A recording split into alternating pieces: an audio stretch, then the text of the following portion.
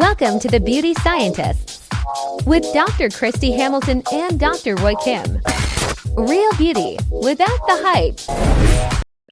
What if I wanted to avoid needles completely? I'm like, injections, not for me. What could I do? Yeah, so I mean, there are different technologies where it's not true breaking up fat and sucking it out, which is liposuction. There's laser, there's cold temperatures, and there's actually ultrasound, which heats things up and melts the fat.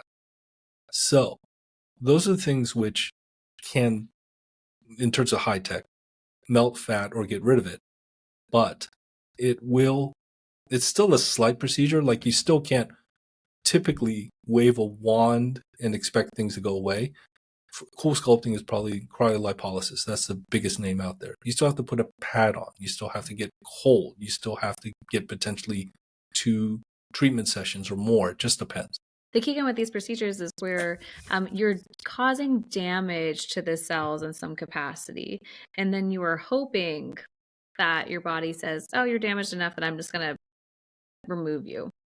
And that part is just a little bit unpredictable. So that's why we see with the cryolipolysis or the heating or the cooling of the fat, depending on which, ultrasound treatment, radiofrequency treatment you may be doing, that explains why these modalities can be a little bit variable in terms of outcomes. Sometimes patients are kind of underwhelmed by the result. And so I prefer, I'm a surgeon, so I'm probably a little bit biased, but I prefer knowing that the fat has been removed and I know it's gone.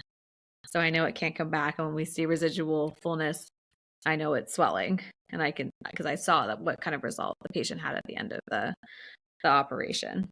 So yeah, one of the things you mentioned about cool sculpting, which is a philosophy. In other words, we as plastic surgeons, and probably as people who care about aesthetics, we want to be in as much control as possible.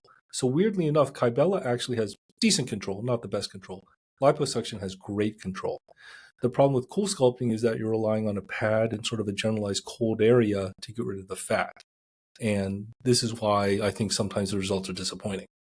Yeah, and it's not customizable really. So you can control like where you place all the applicators together, but even Kybella, you have more creative control because you can choose how broadly you want to inject or how far back. Cool sculpting, like the handpiece is the handpiece, and so you have to work within the confines of that. That's why I think we've been using the submental or chin area as an example, but that's why to me the gold standard for this area will always be submental liposuction unless someone has the tiniest amount of fat, and in that case, sure, then Kybella or deoxycholic acid injection could be a good treatment for that patient if they really look like they only need 1 or maybe 2. Yeah. Thank you for joining us on The Beauty Scientists. Be sure to visit thebeautyscientists.com and learn more about modern beauty and connect with Dr. Hamilton and Dr. Kim.